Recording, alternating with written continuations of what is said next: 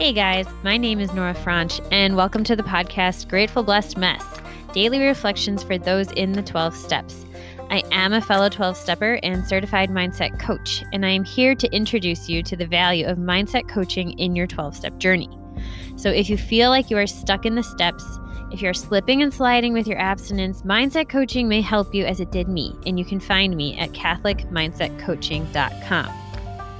These episodes are meant to invite you in to consider the truths of 12-step wisdom and to join in the very real struggle of living them in action. I hope that it feels almost like a mini meeting, and I invite you to contribute your own share on the Grateful Blessedness Facebook group to keep the discussion going. My comments are based on my own experience, so feel free to take what you like and leave the rest.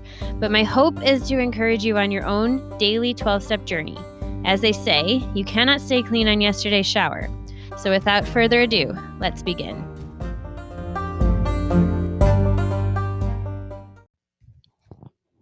Hey everybody. We are reading from Daily Reflections, the excerpt for April 23rd on page 122, titled AA is not a cure-all. It would be a product of false pride to claim that AA is a cure-all, even for alcoholism, as Bill sees it, page 285. I find that really interesting because for so long, I appreciate that humility. I mean, he's someone who helped develop it and saw it help so many people. But he's admitting that even this is not going to be the thing that does it for everybody. And reflecting on that, it makes sense. He had some people who, I think in the big book, it says one person committed suicide in his house when they were trying to help him. I mean, he has many people who are on the brink of completely losing themselves to alcohol. And I think that sometimes the enormity of the wreckage of someone's past, if it's unearthed before that foundation is laid for that trust and surrender in a higher power, it can be overwhelming and it can be too much, and it's not going to work, and it can cause more harm. And that is why I think the steps are written in a specific order on purpose. You know, they're there on purpose. We're not forced to face the wreckage of our past until we have, number 2, identify that there is a higher power who can restore us to sanity, and 3, made a decision to turn our will and our lives over to that higher power as we understand him, right? So I just think that's really interesting and good. I'm just amazed by the humility of that statement from Bill W. And here's the reflection that was written in the book. In my early years of sobriety, I was full of pride, thinking that AA was the only source of treatment for a good and happy life. It certainly was the basic ingredient for my sobriety, and even today, with over 12 years in the program, I am very involved in meetings, sponsorship, and service. During the first 4 years of my recovery, I found it necessary to seek professional help since my emotional health was extremely poor. There are those folks, too, who have found sobriety and happiness in other organizations. AA taught me that I had a choice to go to any lengths to enhance my sobriety. AA may not be a cure-all for everything, but it is the center of my sober living. That's really cool. I absolutely can relate. And I have a couple takes on this. That people can find, they don't have to find their recovery in the 12 steps. And I found that with food and overeating issues or undereating issues in certain people. And I know that many treatment centers for anorexia or, binge eating don't incorporate the 12 steps. And I'm assuming they must work because they exist.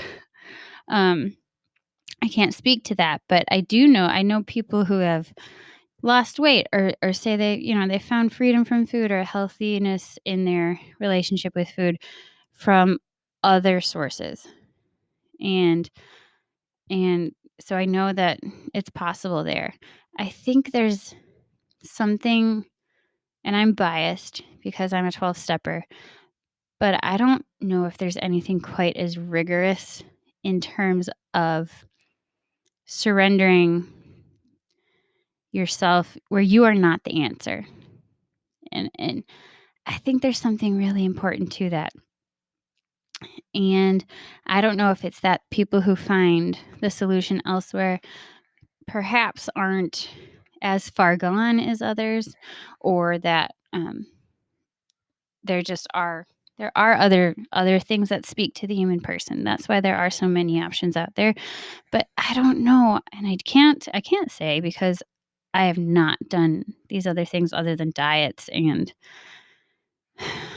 things like that. Specific programs focused on dieting. I wonder if anything else creates as thorough a transformation of the human person as the 12 steps. And something that just completely allows you to offload everything you've been carrying onto your higher power that is contributing to you engaging in your disease. And since you guys are also 12 steppers, we don't really need to go any further into this, because clearly you're in the 12 steps for a reason. And I'm glad you're here. And I ask that you stay here in the 12 steps. I encourage you to do that, because although there are other things that can possibly make you well, I don't think he's saying that this won't do it. There's that page, I think it's chapter 5, there is a solution. I could be wrong about that. The first page, though, that says there are few who cannot benefit from the program, and is those who do not have the capacity to be honest with themselves. And that if you do not have the capacity to be honest with yourself, that is something to pray for. Although I think that would be difficult to do if you're not aware that you have a problem. But I also think that it would make any program impossible for you to benefit from if you are having that issue. So that said, I think that this program, if worked thoroughly and with that massive trust that the gift of desperation gives us, as long as you have the capacity to be honest with yourself, I think you'd be hard-pressed to say that you cannot become well from this program. But perhaps that is my pride. Like what this says right here. And I don't want to have false pride even in the program. I think all I need to do is rest in the gratitude that I found it, that it helped me, and I hope and pray that it helps you too, and you can find gratitude in finding the 12 steps. With that, I pass.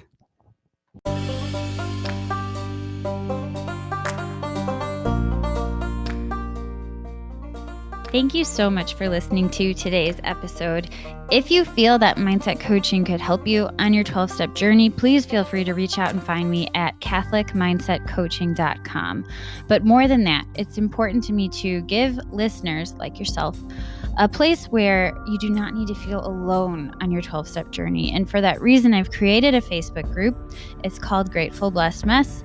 And it's a place where listeners can go to add their own commentary on the share for the day, in addition to my own, and for us just to have a conversation or start a back and forth where people can find support in their 12-step journey. This is not a replacement for 12-step work. This is something outside of the 12 steps.